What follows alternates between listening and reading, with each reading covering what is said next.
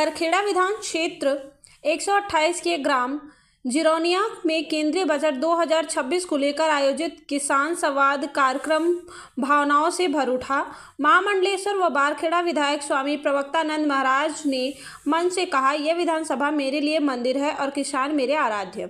उन्होंने कहा कि समिति संसाधनों के बावजूद मेरे क्षेत्र में 300 से अधिक विकास कार्य कराए गए हैं और विकास की रफ्तार लगातार जारी है। स्वामी प्रवक्तानंद महाराज जी ने साफ कहा कि जिस देश की जनता ईमानदार होती है उसका राजा भी ईमानदार होता है। उन्होंने स्वयं को जनता का सेवक बताते हुए कहा कि रात हो या दिन हर जरूरतमंद की बात सुनी जाती है।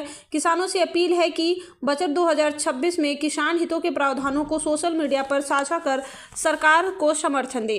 कार्यक्रम में सेवा, समर्पण और ईमानदारी का भाव साफ झलकता रहा। द्वारा उत्तर प्रदेश में स्वामी प्रवक्तानंद ने 128 विधानसभा में लगभग 300 से लेकर 400 के बीच में अब तक सीएम फंड से मदद दिलाने का काम स्वामी प्रवक्तानंद जी ने किया है। हमने किसी तरह से किसी को निराश नहीं किया। हमने चारों तरफ रोडों का जाल बनाया, फ्लाईओवर बनवाए, कई पुल बन चुके हैं और बन रहे हैं। आप जानते हैं कि किसी तरह से किसी को कोई निराश नहीं होने दिया। रात के 12 बजे हमारे पास कोई पहुंचता है, हम उसकी बात सुनते हैं। दिन के 12 बजे कोई हमारे पास जाता है, उसकी बात सुनते हैं। क्यों सुनते हैं? क्योंकि देश का प्रधानमंत्री ईमानदार है और इस देश की ईमानदार जनता ने उन्हें विश्वास के साथ चुना है। मैं कह सकता हूं, एक महापुरुष ने लिखा है कि इस देश की जनता ईमानदार होती है, उस देश का राजा ईमानदार बनता है।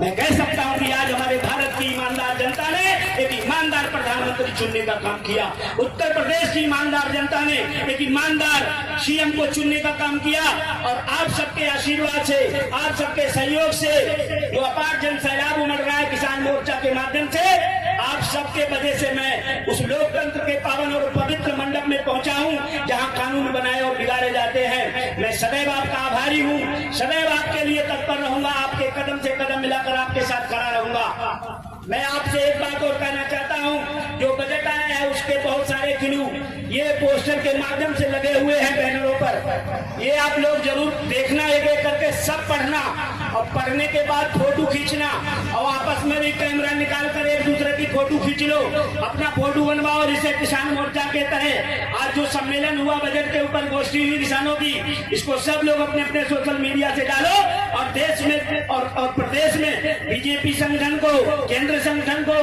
किसान मोर्चा को, सभी को टैग करके डालिए और बता दीजिए बरखेड़ा विधानसभा की जनता ईमानदार थी, ईमानदार है और भविष्य में भी ईमानदार रहेगी। इस बरखेड़ा विधानसभा का किसान पहले जो दुख झेल चुका है आगे झेलने वाला नहीं है। हम सब बरखेड़ा के लोग माननीय प्रधानमंत्री और मुख्यमंत्री जी के साथ खड़े हैं। आज हमारे इस कार्यक्रम में आए हुए मुख्य अतिथि उनके दोनों के वक्तव्य को सुनने के बाद कोई ऐसा शेष नहीं रहा है जो समझना बाकी हो। मैं आपके घर का हूँ, आपका परिवार का हूँ, आपका बेटा हूँ, आपका भाई हूँ, आपका संत हूँ, आपका महाराज हूँ, आपका महामंडलेश्वर हूँ, लेकिन मैं हूँ आपका, जैसा भी हूँ आपका हूँ और आपका ही रहूंगा। अपने प्राणों की भी आहुति देनी पड़ेगी तो बरखेड़ा की ईमानदार जनता के लिए सदैव तत्पर रहूंगा। ये बरखेड़ा विधानसभा मेरे लिए एक मंदिर है और इस मंदिर में रहने वाले सभी किसान भाई मेरे लिए भगवान है, देवता है और मैं इसका सेवक और भक्त हूँ। मैं सदैव आपकी सेवा करता रहूंगा। बहुत बहुत धन्यवाद, बहुत बहुत जय हिंद, जय भारत, भारत माता की जय। मैं इस किसान मोर्चा के जिलाध्यक्ष महेश जी के लिए बुलाना चाहूंगा, वो हमारे पास में आ जाए। किसान मोर्चा के जिलाध्यक्ष महेश लोधी जी, ये महेश लोधी जी हैं और इनकी ओर से आपके लिए बहुत बहुत आभार है। आप सब आए और